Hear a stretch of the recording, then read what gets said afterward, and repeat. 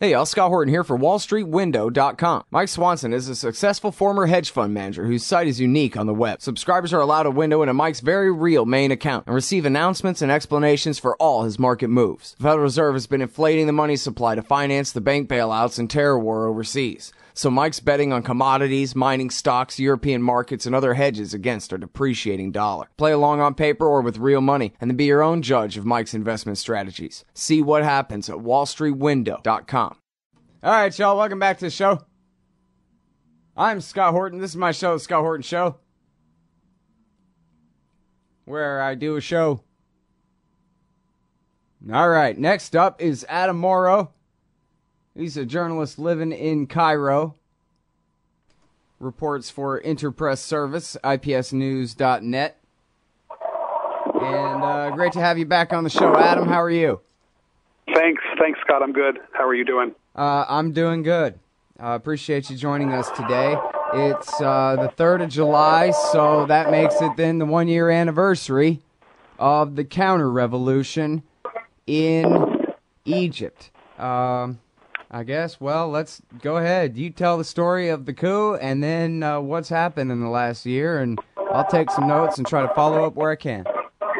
Sure. Well, just starting with what happened today, you had demonstrations across the country of varying sizes. Again, it's difficult to it's always difficult to determine exactly how big these demonstrations are because the only media that covers them really is Al Jazeera, is the Qatar news network Al Jazeera. All the local Egyptian channels will studiously avoid covering them.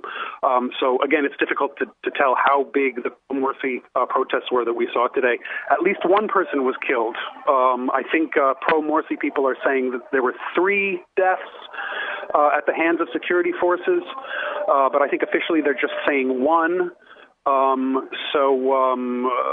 That's basically what happened today. Of course, what we saw today wasn't nearly as big as past protests, because you've got tens of thousands of pro-Morsi people are in prison now, and security services tend to immediately start with live ammunition when they break up these protests. So it looks like they were very quickly dispersed.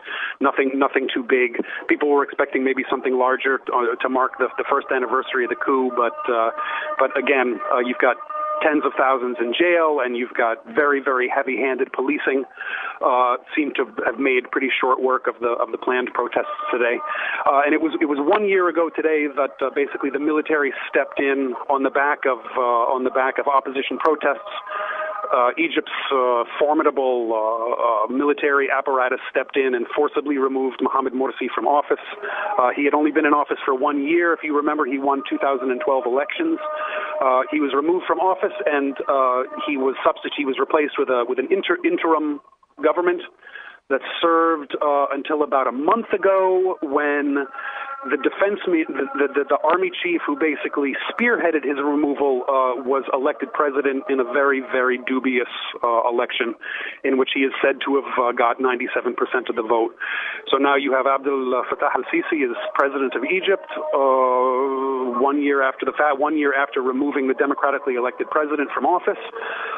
And it looks like basically what you had before the January 25th, 2011 revolution. You have a very similar situation now. Sort of Egypt is back to square one with an awful economy, a collapsing bureaucracy. The country is completely broke. Tourism is in shambles, and huge segments of the population are very, very frustrated over unemployment and the usual, the sort of chronic unemployment, etc. So basically, we're back again to where we were in 2010 as of now. Man, that ain't just the worst shame, Adam. And, for those who are maybe new to the show or somewhat new to the show, I've been speaking with Adam Morrow since the Arab Spring broke out back in January. It could have been February of 2011. And, sort of keeping track, mostly through you. I've had some other guests on from time to time about Egypt, but mostly you're my Egypt guy, so as the narrative has unfolded in front of us here, it's just, it's like marching to war in Iraq back in '02 and '03. It's just the slowest motion train wreck. No, man.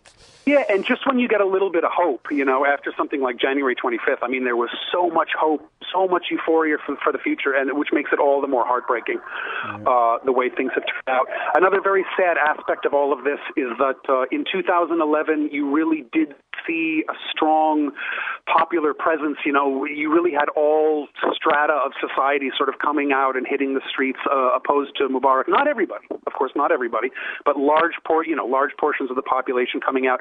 Whereas this time around, when you'd think there would be even more of a reason to demonstrate, you're actually seeing this incredible apathy, which I think is probably the result of, this is something that a big mistake that the so-called revolutionaries made is that the average Egyptian never saw any benefits of the revolution. They saw this revolution happen, they sort of looked askance at it, didn't know what to expect, and then they didn't any benefits accrue to them as a result of it. And for that reason, this time around, people are much more apathetic.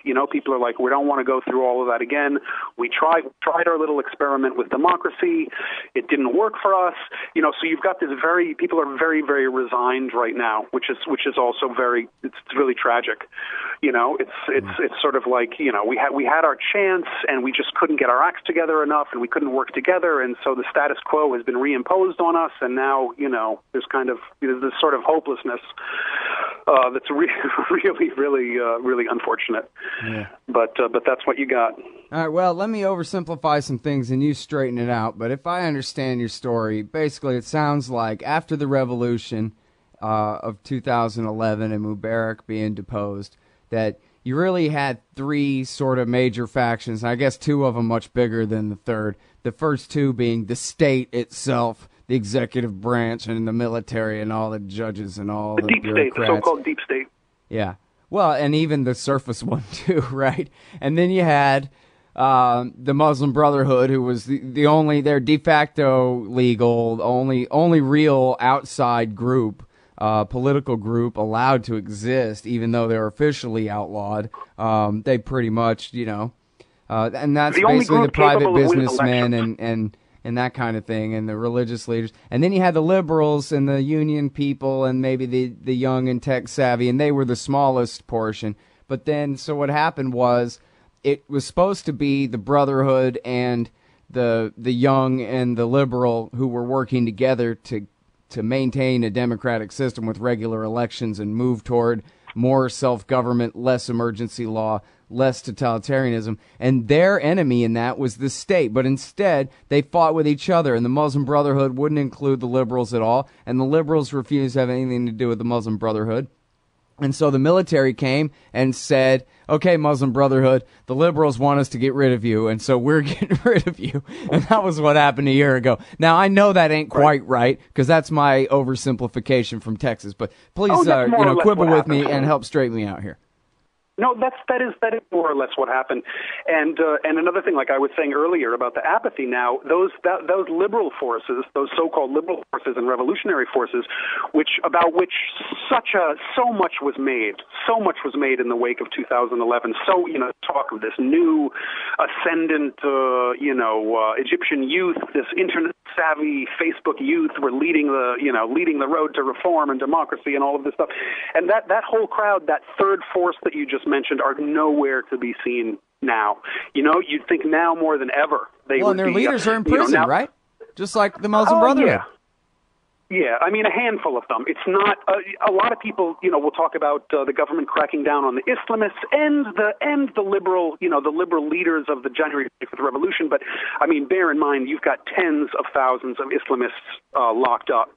Right. And a handful. I mean, I don't want to give wrong numbers here, but I mean, you can't possibly compare in terms of the numbers of people that are being locked up. Yeah. You can't compare. I mean, again, there are tens of thousands of Islamists who are languishing in prison right now, and you've got horrible stories coming out. You've got allegations like gang rape going on in these prisons. You've got like the most horrific stuff you can imagine, which kind of rings true because I mean, the government is kind of like a rabid animal after the terrible the terrible turnout in the last election has made them even more defensive than they were before.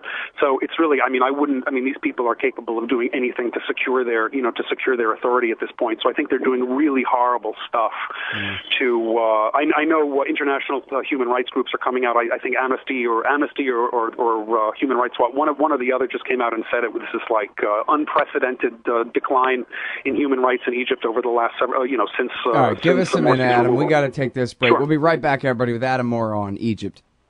From Egypt, on Egypt. Hey, Al, Scott Horton here. It's always safe to say that one should keep at least some of your savings in precious metals as a hedge against inflation.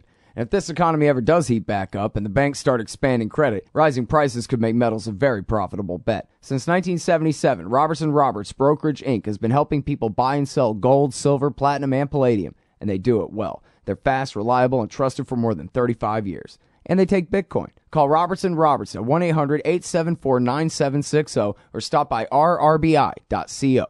All right, you guys, welcome back to the show. I'm Scott Horton. This is my show, The Scott Horton Show. And I'm on the line with Adam Morrow. He's a reporter in Cairo, Egypt.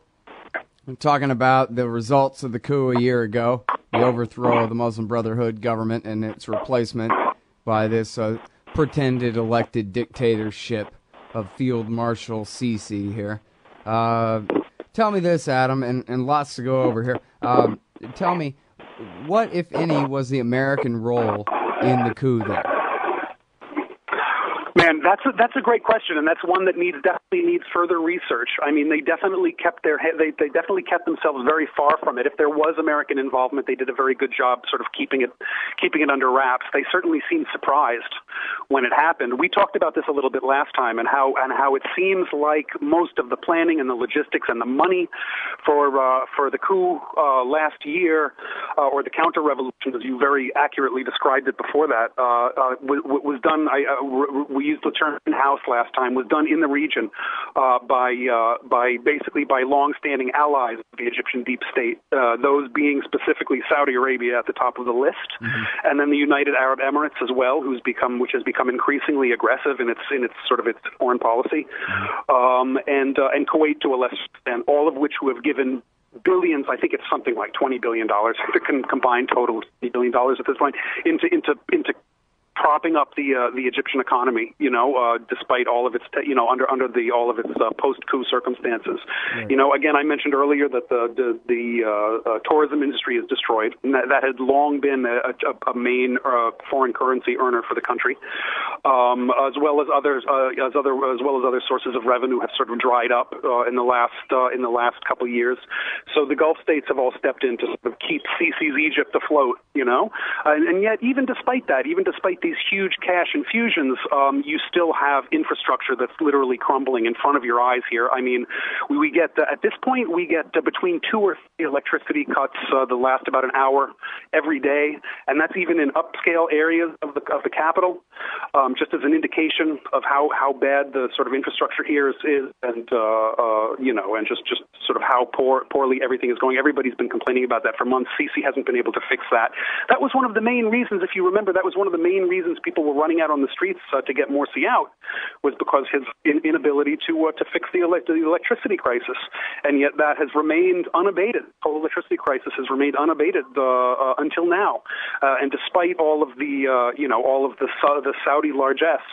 They still can't seem to get their acts together, and I think the Gulf countries themselves have even told Egypt, they're like, you guys have to get your acts together here, because we're not going to funnel money indefinitely. We're not going to just pour. Egypt has become this huge regional money pit that they're just pouring money on top of, just in order to justify the exclusion of the Islamist trend here.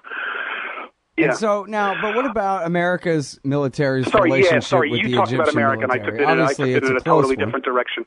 I don't know enough about the inner workings of sort of U.S. foreign policy making to know if it's possible that certain segments of the U.S. intelligence apparatus, for example, or even the executive branch, or I don't know if they knew about it. Remember now, Phil Giraldi was telling us a year and a half ago, so 6 months after the 6 months before the coup, a year after, 2 years after the revolution. Now I'm losing track. Right. Anyway, 6 months before the coup, he was saying the Saudis are bankrolling riots in the streets to destabilize the Muslim Brotherhood. Yeah, that's absolutely true. And I mean, people so actually Phil came knew out, that, then the CIA was telling him that, and so D.C. knew that 6 months before, at least. That's what I figure. They must have known what was going on. You had Ahmed Shafiq, who was Morsi's main competitor in the 2012 polls, who narrowly lost to Morsi in 2012, setting up an operations room in Abu Dhabi, and he said he was quoted by Reuters or something like that, admitting as much, saying we're sitting here in an operations room coordinating the protests from Abu Dhabi.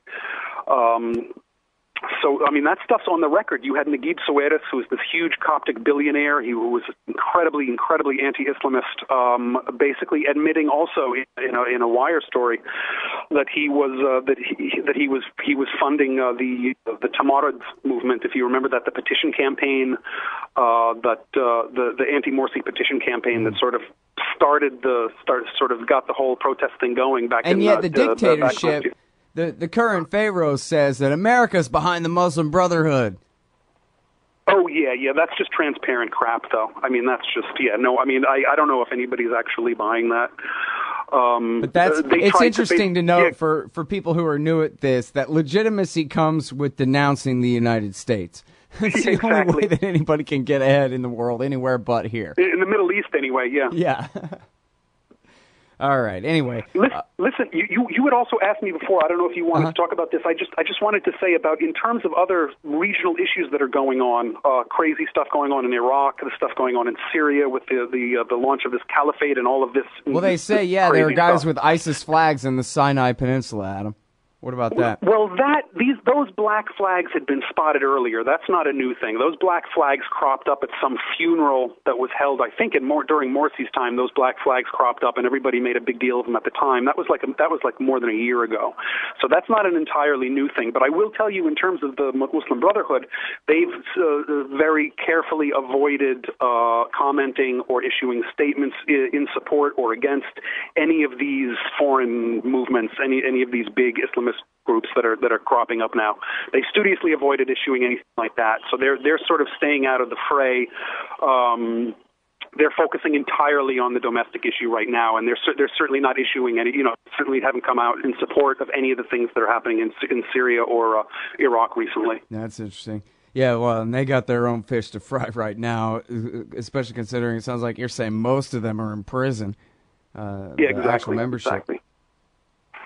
And now, by the way, how many Muslim Brotherhood people have been sentenced to death now? Oh, it's very difficult to determine because some of them can be appealed and others can't. It's in the hundreds. Yeah. I mean, it's in the hundreds, including the group's number one, Mohammed Badia, who's the supreme guide of the Muslim Brotherhood, has been sentenced to death. And are there anything to the charges that they did anything other than being the guys that were overthrown? Oh, no. I mean, they say it's because that they incited violence, and they've got a bunch of trumped-up charges, which are completely ludicrous. I mean, if you look at the charges, if you look at the sentencing of the Al Jazeera journalists, that was based on absolutely ludicrous evidence. I mean, there was no evidence that was brought to bear against those three Al Jazeera journalists who were all in prison for something like 7 years each. That was two weeks ago or so. And now John Kerry's over there still giving them money. And they said, hey, John Kerry, I guess if I read this right, Adam, it was, hey, John Kerry, you just left Egypt where you said they were great, and as your plane was taking off, they announced the conviction of these Al Jazeera guys, and I forgot what I read. He said something about how, well, good, or so what, or something. I mean, what's he going to say? Listen, I apologize in advance if my phone goes dead and the battery's getting low, but I will just say that the United States vis-a-vis Egypt, even going back to 2011 and before, has always been sort of, has always been sort of, psychotic in that it's got two, it's at one, on one level they want Egypt to remain stable, and they wanted to remain, they wanted to abide by the Camp David peace agreement and be stable, so their Suez Canal will give them access to, the global trade lanes and all of that sort of thing. But at the same time, they also have to talk the democracy talk as well. And so they always have to support, supposedly democratic trends or, democratic transitions, and they have to say bad things about dictators. So it's doublespeak with the U.S. all the time. They're always caught. It's funny. I mean, it sort of came to a head in January 2011 when at one point, they were saying Mubarak is great and he's going to stay and he's not going anywhere, and at the other, and the next day they're lauding these young the Democrats in Tahrir Square. So this back and forth with the United States is nothing new. Yeah. Well, it's interesting there. I guess they're still sending the weapons, and they're just pretending that the law that says they can't, benefit. Right. Exactly. At the end of the day, I'm sure they're very happy to see Egypt. They don't want to see regular protests and all this protest activity and stuff, but they do want to see a stable Egypt more than anything else. They prefer, Yeah, they would rather Sisi is just a clone of Mubarak at this point, right? Isn't he? Say that again? Isn't Sisi basically just a clone of Mubarak? Exactly the kind of guy that they would prefer to have in power there. Yeah, a lot of people try to say that there are differences and that sort of thing, but at the end of the day, if you look at the people he's appointed, if you look at all the people around him, if you look at his new prime minister, for example, who was a long-standing member of Mubarak's policy secretariat, infamous policy secretariat, all the people around him are from the old regime. So, I mean, again, like you said at the beginning of the show, it was definitely a counter-revolution. All right, thanks. That's Adam Morrow, everybody. Thanks, Adam. Hey, everybody. Scott Horton here for LibertyStickers.com. If you're like me, then you're right all the time, surrounded by people in desperate need of correction. Well, we can't all have a radio show, but we can all get anti-government propaganda to stick on the back of our trucks. Check out LibertyStickers.com. Categories include anti-war, empire, police state, libertarian, Ron Paul, gun rights, founders' quotes, and of course, the stupid election. That's LibertyStickers.com. Everyone else's stickers suck. Hey, y'all, Scott Horton here, and I'm so excited about Commodity Discs from CommodityDiscs.com. They're 1-ounce silver pieces with a QR code engraved on the back side. Scan the code with your phone and get the instant spot price. Commodity Discs are paving the way forward for the alternative currency community in America and around the world. The QR code Commodity Disc. Technology has now finally made a real free market silver currency viable. And anyone who donates $100 or more to the Scott Horton Show at scotthorton.org/donate gets one free. That's CommodityDiscs.com.